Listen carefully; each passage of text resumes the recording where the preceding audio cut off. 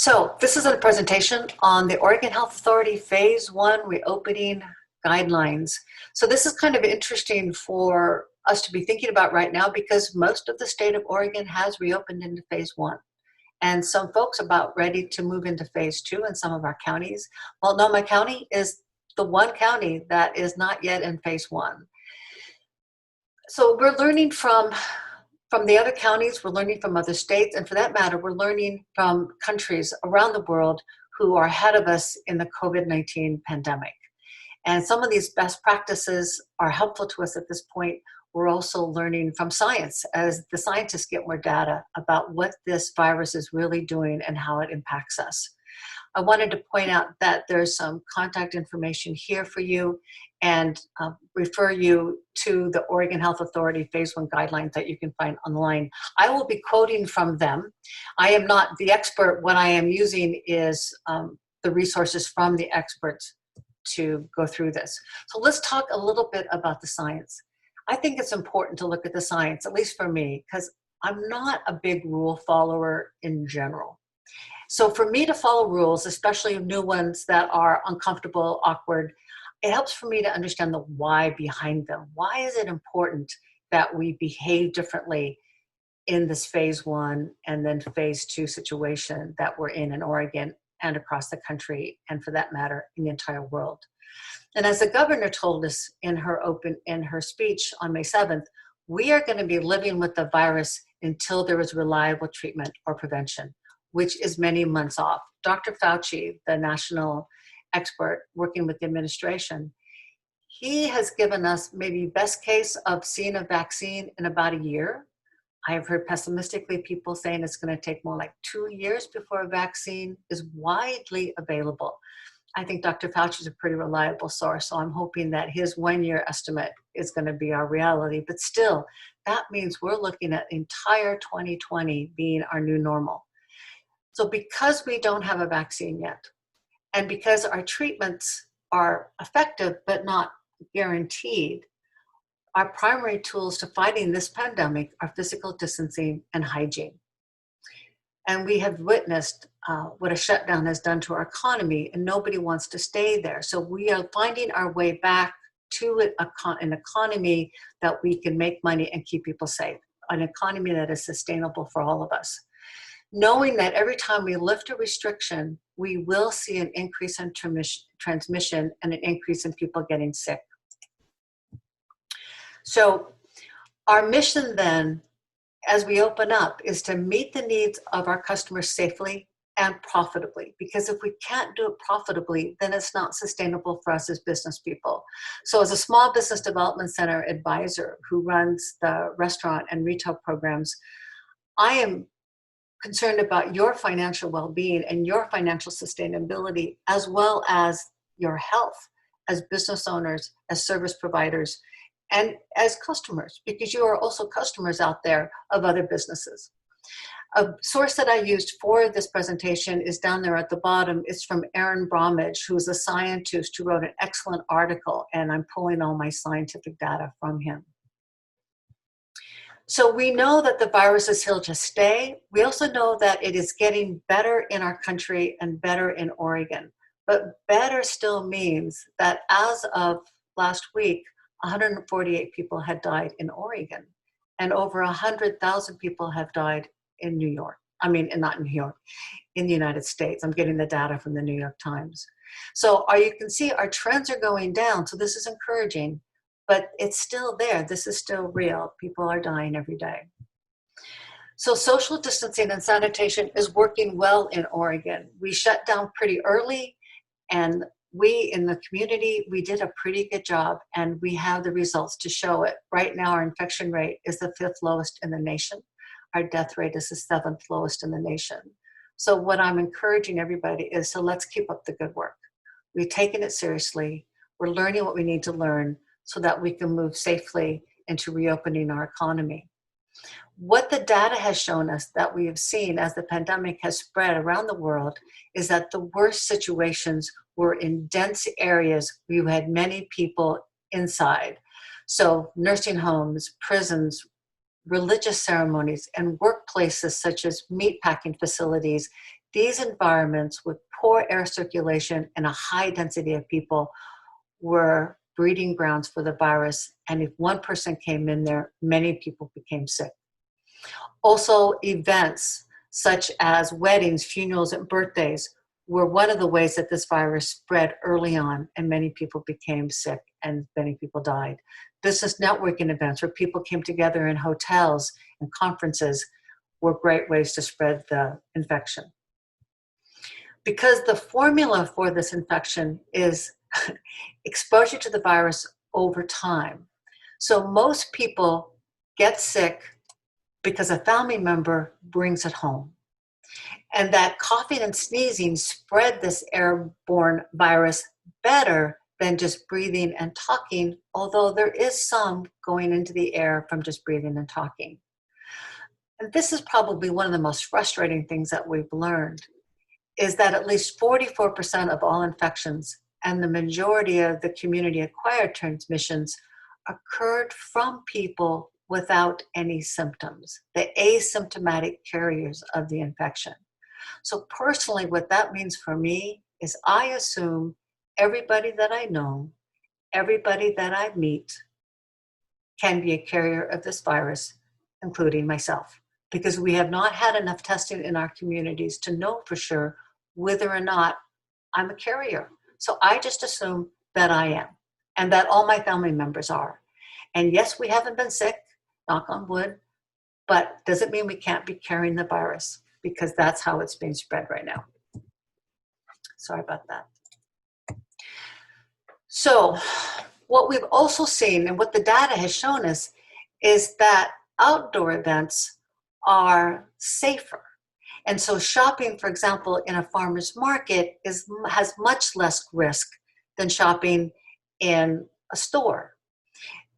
The data has shown from countries that are performing contact tracing properly, for example, most of Northern Europe, only a single outbreak has been reported from an outdoor event. So as we were talking earlier in our restaurant virtual meetup, that if you're a farmer's market food stall vendor, that's probably one of the safer places to be conducting business right now. So social distancing rules are in place to protect you with brief exposures or outdoor exposures, because there's not enough time with that virus to get infected when you've been diluted by the wind or a lot of air, sunlight, and a brief period of time. So in a sense, what we're talking about is that in a shopping situation or in a restaurant situation, the person at most risk is the worker, because they're in that environment for a longer period of time, where the customer who's coming in for a brief period of time has less risk.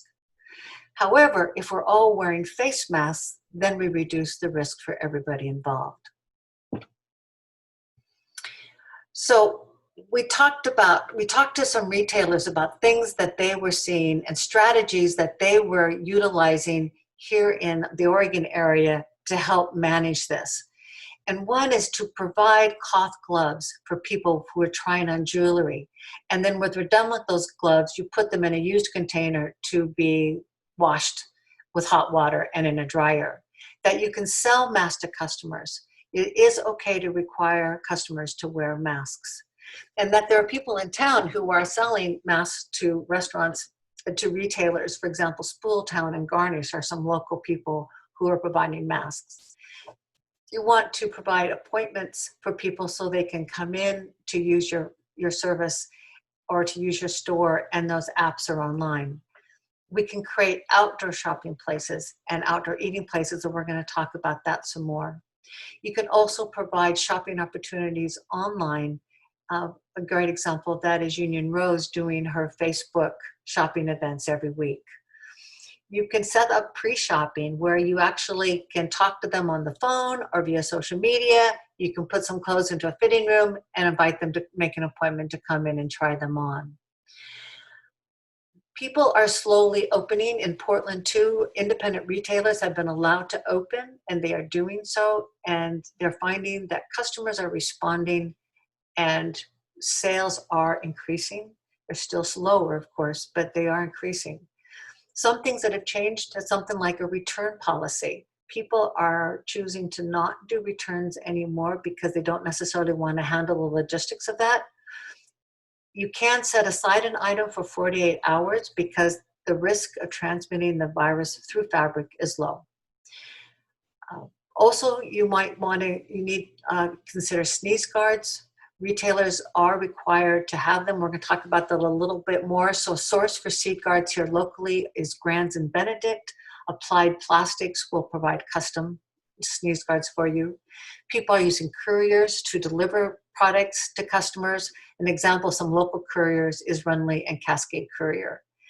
And also, you may have seen already as you're going about your day is that people are now creating and selling locally made hand sanitizers. Some of the distillers whose sales are down because alcohol sales are down in restaurants have shifted. They've done their own pivot, and now they're providing locally made hand sanitizers. Examples of that are New Deal, Freeland, and Two Town Ciders, which I think I found Two Town Ciders in Ace Hardware just a couple of days ago, and I bought myself some.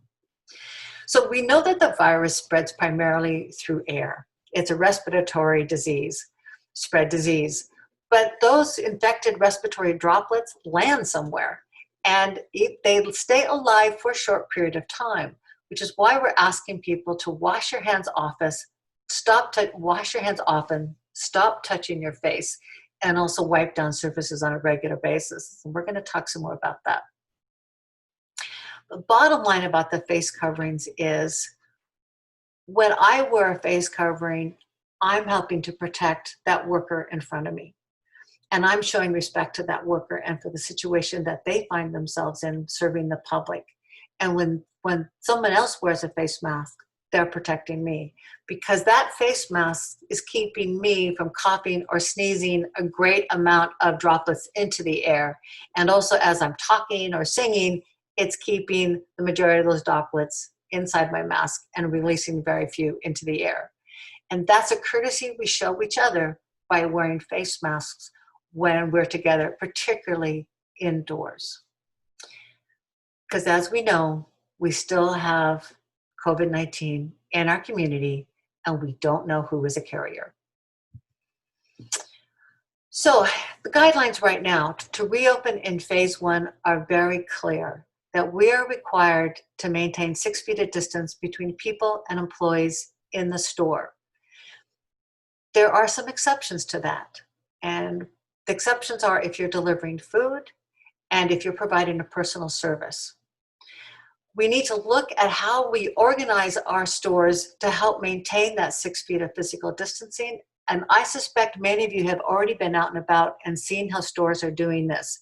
Sometimes it's by limiting the entrances so you have a one-way flow through. We're seeing arrows on the floor to guide people. I was in New Seasons a couple of days ago, and they were doing exactly that with giving one-way traffic flow through the aisles to help the customers maintain 6 feet of distance between them and the next customer. Also, you're asked to gauge how many people you can comfortably handle, but that exact number is not a requirement for the state of Oregon. And here's some examples of how people are being encouraged as they are in queue to check out to not get too close to each other. We've seen that outside of stores and restaurants where people will put that kind of marking on sidewalks to keep people spread apart, and we see that inside. And people are good about following it, but they need to be told that they need to do that. You cannot assume that your customers know. You're required by the state to make it clear through your signage and through markings how people can safely distance themselves while doing business with you. So these are all quotes directly from the Oregon Health Authority guidance. So restaurants have to ensure that seated parties are 6 feet apart, indoors or outdoors.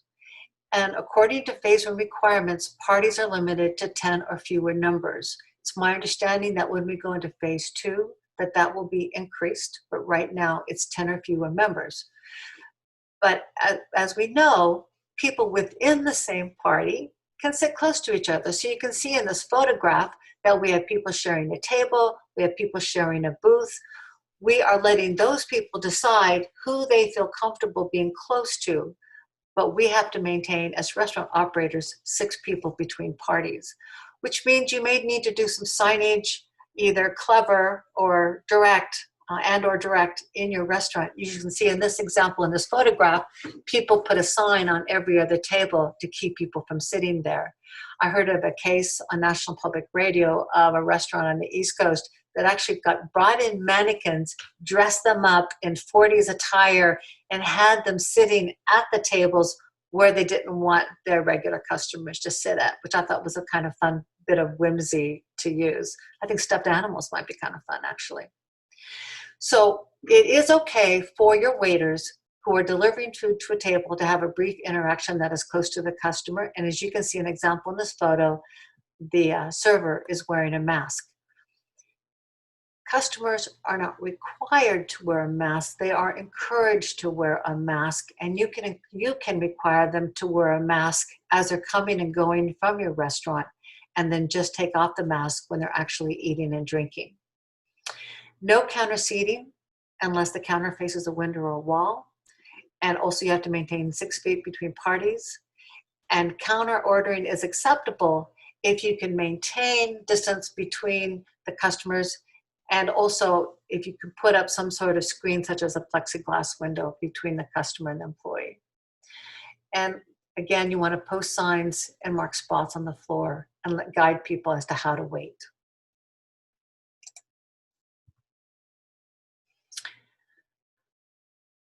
You need to require all your employees to wear cloth, paper, or disposable face coverings and to provide those coverings. I have heard back from one store owner in Selwood, who has been open now for about 10 days, that she personally found paper masks easier to wear over the long term because she found them more breathable than the fabric ones. She sold fabric face masks to customers, and she requires them to wear them in her store. She tried for a little while offering free disposable ones, and she found that the customers who needed them weren't necessarily buying from her, and they tended to just throw them away after they left the store. So she has shifted to just selling them. She also mentioned, and I agree with her, that as consumers, as customers, we now need to bring face masks with us when we go out into the world. Along with our wallet and our keys, we need to bring our face mask. And if we forget it, then we need to be prepared to buy it so that we can do business in a safe way, both to protect ourselves and also to protect those workers. So the state is encouraging that we put plexiglass barriers between us and customers at key points such as ordering. A restaurant must require all employees, contractors, and volunteers to wear face covering unless there's an accommodation for people with disabilities, and you must provide them. And this is both front of the house and back of the house. Restaurants need to post signs about whether customers or visitors are required to wear face coverings, and the state would like you to encourage them to do so. I have heard from people who are doing this that the customers are supportive of this. And I know that there is some pushback in some areas. There's certainly a lot of chat on social media about this. But from the people that I've talked to who are actually requiring customers, they report that their customers have been supportive of this. So here's an example of signage that you can put, asking people to wear a sign. There's lots of free signs online for you to access, as well as inexpensive ones to buy. And I want to get rid of this guy so we can see better. There we go.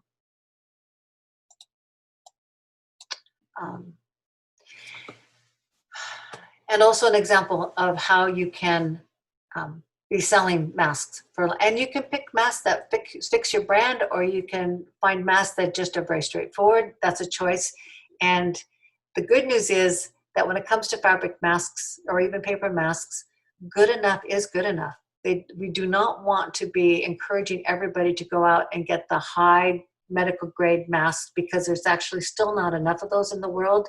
We need to leave those to the medical workers and the people, those frontline workers who are dealing actively with sick people, and the rest of us can use this lower standard of masks because it does the job. There's an interesting article in the Willamette Week that came out about, is it legal for a restaurant to take your temperature and require masks? And in this article, the lawyer was saying that his interpretation was that it was, and I encourage you to read that article, and there's probably others out there too. Because as we know, restaurants have been asking people to wear a shirt, wear shoes before providing service, and so you can say wear a mask too, right? And it's up to the customer to how they feel about that and how they respond to the requirement. I know that I feel more comfortable when I see employees wearing masks, and now I know that it's actually a requirement of the Oregon Health Authority for all employees to be wearing a mask when they're working. And so when I see a business that's not ensuring that their employees are wearing a mask, that makes me wonder about their ability to keep me safe as a customer and their employees safe. So we have to talk about sanitation too. They have to be cleaned daily at minimum, and more often if you're having areas where people are coming in and touching surfaces one right after another. So the virus can live on surfaces for a while. The good news is it's pretty easy to clean. Restaurants are used to this kind of cleanliness. You've been dealing with food safety issues since forever. And this is another aspect of food safety and customer safety, is in continuing this level of sanitation is just even more important than ever. One of the good news about surfaces is, as I may have mentioned before, is that transference through fabric is considered unlikely, and so fitting rooms are actually okay, but you can encourage people to use hand sanitizers and wash their hands before and after trying on clothes.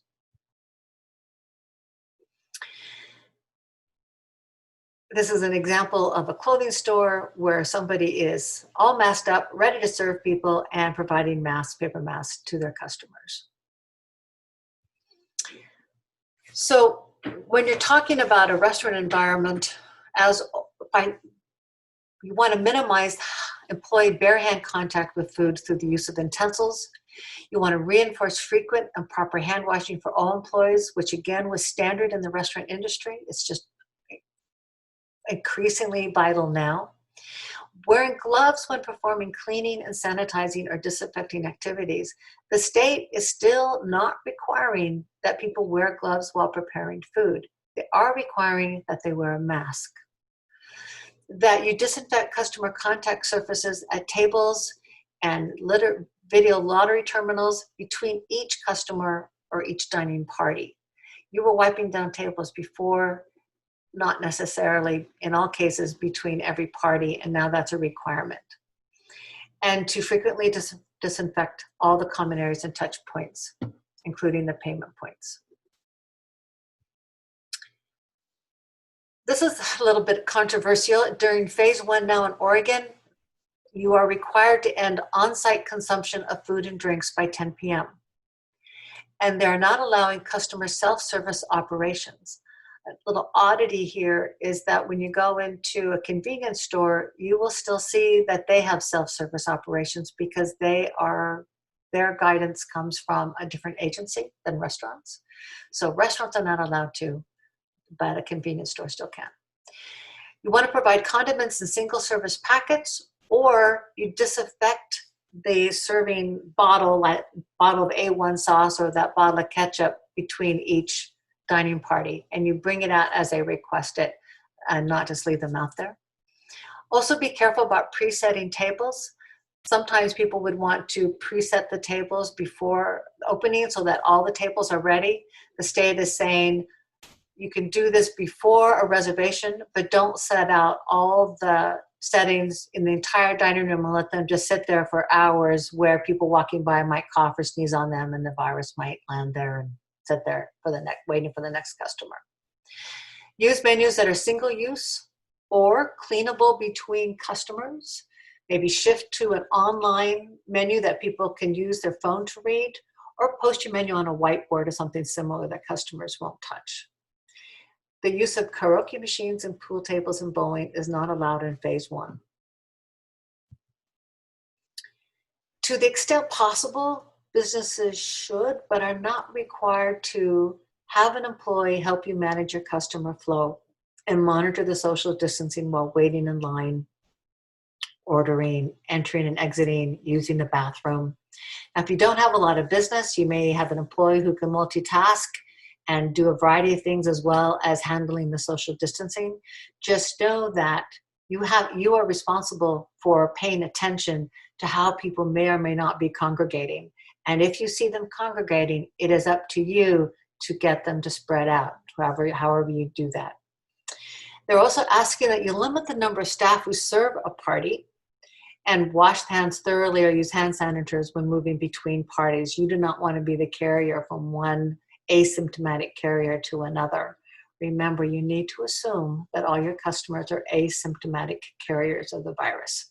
And then that will help you take appropriate precautions. You need to provide hand sanitizers and hand washing facilities for your customers and encourage reservations so that you don't have a lot of queuing up. Maybe they call in advance to make sure that you have seating capacity. Perhaps they call from their car to make sure they can get in so that they're waiting in their car rather than waiting in line, especially if our weather gets worse. Basically, you want to monitor congestion, and it is up to you to do that. Use signs to encourage physical distancing. These are examples of free signage that are available online that you can download and post around where you need them to be. And what I noticed about the signage is you can have it fit your brand. You can have it be cheerful, stern. You can have it be kind of classy. There's choices here, but as long as you get the message across to remind people. These are new habits that we're developing. We need reminding. We need help getting through the awkwardness of wearing masks and practicing social distancing. We're getting better, and we will need to continue doing it throughout this year, if not into next. So also you need to educate your employees about the symptoms of COVID-19 and have them stay home if they show them, and perhaps you don't even let them in your store if these symptoms exist. You want to encourage people to go home, stay home if they have any of these symptoms, and we need to continue to educate ourselves and each other on what these symptoms are. Looking at alternatives and using online options to help you do that. Some people are using Instagram. There's a case of Lovely's 50/50, a pizza place, I believe it's on North Mississippi. Apparently is doing very well by posting on Instagram the days that she's open, which I believe are Thursday, Friday, Saturday, and Sunday. She is posting what pizzas she's offering, and she is giving people a phone number, and they text that phone number with their order, and then she tells them when they can come pick it up. So she's reduced her labor costs, has maintained her sales by, again, doing better with less and using the existing technology. Other people are able to use their websites and to do the same thing. They're able to add online ordering apps to their websites to enable that kind of interaction online. Here's an example from Mother's Bistro of how they modified their website to encourage ordering ahead and then coming by to pick it up or having it delivered. Modifying the menu so that what you order is in better shape when you get it home to eat it, and giving directions on how to do that. I think Corey Schreiber earlier talked about meals at home replacement meals, whether it's coming from a food cart or coming from Paley's Place.